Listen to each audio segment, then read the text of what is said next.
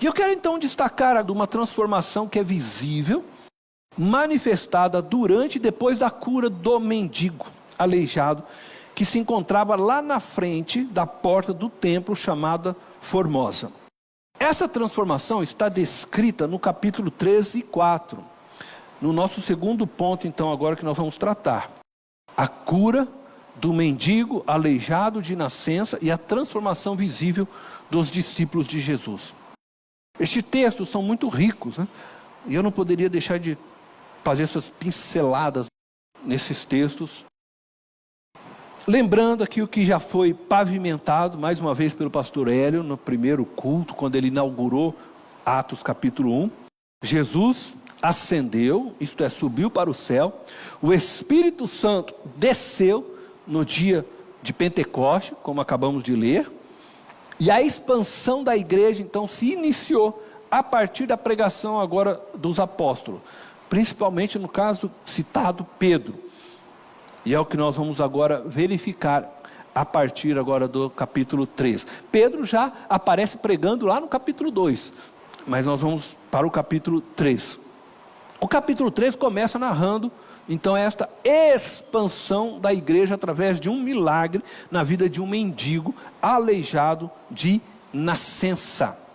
E eu estou tomando cuidado de deixar aqui claro que ele era aleijado de nascença, porque os judeus acreditavam na sua tradição que somente o Messias poderia curar alguém que sofria de doenças de nascença. Aleijados, cegos, surdos e outras doenças de nascença só poderiam ser curadas pelo Messias, segundo a tradição judaica. É muito comum então você ver nos evangelhos deixar bem claro, né? Cego de nascença, aleijado, por quê? Porque era algo que só Jesus então poderia fazer segundo eles. A cura deste homem comprovava que Jesus realmente era o Messias, esperado pelo povo, pois foi em seu nome, no nome de Jesus, que ele fora curado. E por isso muitos vieram a crer após este milagre. Este milagre tornou visível a transformação ocorrida na vida dos discípulos de Jesus. Qual transformação se tornou visível? Uma visível ousadia espiritual surgiu na vida dos discípulos de Jesus. Nós devemos nos lembrar que os discípulos de Jesus, logo após a sua morte, se esconderam, se trancaram numa casa com medo dos religiosos que poderiam julgá-los e levá-los à morte. Eu acredito que 2 eventos foram cruciais para que o medo deles fosse substituído por esta ousadia espiritual extraordinária que nós iremos destacar. O primeiro evento foi a aparição de Jesus ressurreto diante deles, que deu a eles a certeza de que Jesus estava então ressurreto. E o segundo evento é a descida do Espírito Santo, que quando a gente lê lá em Atos 1:8, diz que então seria derramado o Espírito de Deus sobre eles, de forma que eles ganhariam poder, dínamo para testemunhar. Então eu acredito que a ressurreição e mais a descida do Espírito transforma plenamente estes homens do medo a uma ousadia indescritível. Tal ousadia espiritual se vê agora em Atos, no capítulo 3, que a gente está aqui tratando, do verso 6 ao 8, eu não vou ler, mas você vai perceber lá a atitude deles. Quando Pedro diz então ao aleijado de nascença: não tenho prata nem ouro, mas o que tenho, isto lhe dou. Levanta e anda em nome de Jesus. O texto nos diz que de um salto, ele se pôs em pé e começou a andar. Veja só, nós estamos falando de homens que estavam trancados numa casa com medo de serem julgados pelos religiosos, e aí serem condenados à morte, como Cristo havia sido. Então estão trancados, mas Jesus aparece ressurreto dentro daquele lugar, e aí agora eles têm a experiência da descida do Espírito, E aqueles homens que antes estavam acovardados, cheios de medo, agora ele se depara com um homem aleijado de nascença na frente da porta do templo, porta essa, né, chamada Formosa, e Pedro olha, e diz o texto que João junto com ele, para aquele homem que estava pedindo um trocado, olha para ele e diz: eu não tenho prata nem ouro, mas o que eu tenho, isto eu lhe dou. Levanta e anda em nome de Jesus. Tem que ter muita ousadia. Tem que ter muita ousadia. Você já fez isso? Tem que ter muita ousadia. O que aconteceu? Eu não consigo sequer descrever para vocês, porque aquele homem, 40 anos ele já tinha, 40 anos, você pode ler depois o texto de Atos, você vai ver. Aquele homem que nunca andou. Então você tenta imaginar os ossos daquele homem. Tenta imaginar a musculatura daquele homem. Todo atrofiado, endurecido. Aquele homem nunca andou, ele é um aleijado de nascença, já estava com 40 anos, ele não tinha sequer uma expectativa, ele estava ali pedindo uma esmola, ele não pediu para ser curado. Não é igual, né, que a gente vê lá o cego, né? Senhor, me cura. Não, me dá uma esmola. Aí de repente a pessoa vira para ele e fala: levanta e anda em nome. Eu fico imaginando que começou a estralar tudo ali, né? Deve ter acontecido. Porque ele dá um salto, veja só, um homem que nunca tinha andado. Se você se machucar, fizer uma cirurgia, que eu já fiz 3 no joelho, você tem que passar por sessões de fisioterapia, você não consegue sair andando. E faz, e trabalha para tua musculatura, não sei o que, blá, blá, blá, e aquela coisa toda. Agora aquele homem, de repente, ele dá um salto. Como é que aquele homem dá um salto? Porque alguma coisa extraordinária aconteceu, e ele percebeu. Possivelmente, eu fico imaginando, né, aquelas pernas estavam tudo, né, endurecidas, começa a... Deve ter sido uma coisa extraordinária, os músculos, né, na hora já fortalecidos, para o cara saltar. Foi um milagre instantâneo.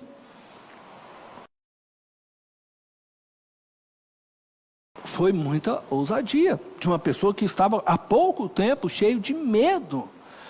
Então essa é a primeira transformação que eu posso falar nesse texto, de ousadia que se tornou visível na vida de Pedro, a ousadia de falar, agir em nome do Senhor Jesus. E aí acontece algo extraordinário também, não só do homem ter saltado, né? Que isso, sem dúvida, já foi algo lindo. Mas veja só, a cura deste homem fez o quê? Fez com que todo o povo que lá estava, agora, ficassem perplexos. O que aconteceu, né? Devem ter ouvido também os estralos, todo mundo ali, para entrar no templo. E aí, de repente, aquele homem salta, e as pessoas todas ficaram perplexos. E o que acontece? Nós vamos ver que Pedro, ousadamente, aproveitou aquela oportunidade e começou a pregar para eles, como ele já havia feito no dia de Pentecostes. Então nós temos aqui a segunda manifestação de ousadia por parte de Pedro, uma ousadia para pregar o evangelho a todos que lá se encontravam. Você tem essa ousadia? Pregar o evangelho. Eu não estou nem falando agora de levantar o aleijado, né? Mas de pregar o evangelho quando surge diante de você uma oportunidade. E não importa onde você está, se está na praça, está em casa, se está na igreja mesmo, aonde você, mas quando você percebe uma oportunidade no seu trabalho, você fala de Jesus, prega este evangelho. Precisa ter ousadia, precisa ser corajoso, cheio do Espírito para falar. Porque você não sabe também o que virá. A pessoa pode se abrir, receber o evangelho, a pessoa pode zombar de você. Mas você está disposto a isso? E quando te perseguirem, quando zombarem de você, não se deixe abater. Lembra-se lá do texto de Mateus. Bem-aventurados sois quando os perseguirem, os injuriarem por minha causa. Essa é a segunda manifestação. Pedro se levanta e começa a pregar. E aí Pedro e João não só demonstraram uma ousadia para agirem em nome de Jesus, e agora também pregarem em nome de Jesus, mas ainda há uma terceira ousadia que eu quero destacar. que acontece diante das autoridades dos religiosos, quando questionados a respeito da cura do aleijado de nascença. Veja o que diz o texto, Atos capítulo 4, esse eu vou ler agora com vocês, do verso 5 ao 7. No dia seguinte, as autoridades, no dia seguinte da cura, as autoridades, os líderes religiosos e os mestres da lei reuniram-se em Jerusalém. Estavam ali Anás, o sumo sacerdote, bem como Caifás. Este é um período da história que tinha 2 sumos sacerdotes, João, Alexandre e todos que eram da família do sumo sacerdote. Mandaram trazer Pedro e João diante deles e começaram a interrogá-los. Com que poder, ou em nome de quem vocês fizeram isso? Eu volto a lembrá-los. Anteriormente, logo após a crucificação de Jesus, eles estavam com medo e trancados por causa destas autoridades. Agora eles estão frente a frente com eles. Entretanto, agora cheios do Espírito Santo e certos da ressurreição de Jesus, eles estavam diante deles cheios de coragem. E ousadamente pregaram também para essas autoridades que lá estavam no Sinédrio. Nós estamos aqui falando em nome daquele Jesus que vocês crucificaram, e Pedro foi falando. Essa é a terceira manifestação de ousadia que eu destaco aqui de Pedro e João. Eles se posicionaram diante das autoridades que os repreendiam. E depois de serem ameaçados pelas autoridades e pelos sumos sacerdotes, que eles foram então dispensados, eles decidiram não prendê-los, porque a multidão que estava ali, eles tiveram medo, de que pudesse voltar contra ele, uma vez que o homem aleijado estava andando e eles não tinham como negar. Então é melhor a gente não causar um rebuliço aqui e vão embora e falam para eles não pregarem mais em nome de Jesus. E eles não deixam barato, Pedro vira e fala o seguinte: cumpre a nós obedecer primeiramente a Deus. Deus mandou nós pregar, então nós vamos continuar pregando. É isso que ele estava dizendo, Ousado agora, enfrentando aquelas autoridades que eles sabiam que poderiam sim puni-los, mas agora eles estão enfrentando.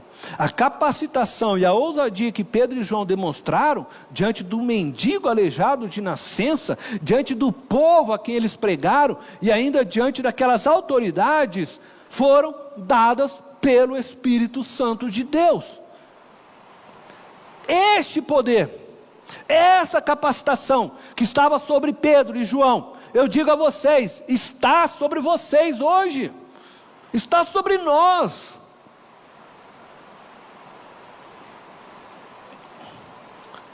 Quando você creu em Cristo Jesus como teu Senhor, este mesmo Espírito desceu e fez morada em vocês. Vocês agora têm esse dínamo, este poder para serem testemunhas de Cristo hoje. O que Pedro e João fizeram, vocês podem hoje fazer em nome do Senhor Jesus. Ouse abrir a boca e falar das maravilhas de Deus, e você verá que coisas extraordinárias acontecerão a partir de sua vida. Não tenha medo, creia em Deus e Ele realizará coisas ainda maiores através de sua vida. Quando nós cremos, Deus faz. Quando nós nos colocamos nas mãos dEle, este poder foi dado para você. O Espírito de Deus habita em você. Creia nisso, não tenha medo. Deus vai realizar grandes coisas. O próprio Senhor Jesus nos disse isso. Se vocês crerem, farão obras maiores do que as que eu fiz. Ore a Deus para que você tenha então a oportunidade de evangelizar, de ver vidas se conectando a Jesus por meio de sua pregação, do seu testemunho. Deus te deu um espírito de coragem, não de covardia. Levante e ande em direção aos perdidos. Faça isso em nome de Jesus. E se eu posso falar agora alguma coisa, é essa: eu não tenho prata nem ouro para dar a vocês, mas em nome de Jesus, levanta e anda e preguem este evangelho, porque Cristo os capacitou com poder. Ele os deu para você, para ser testemunha dele, amém?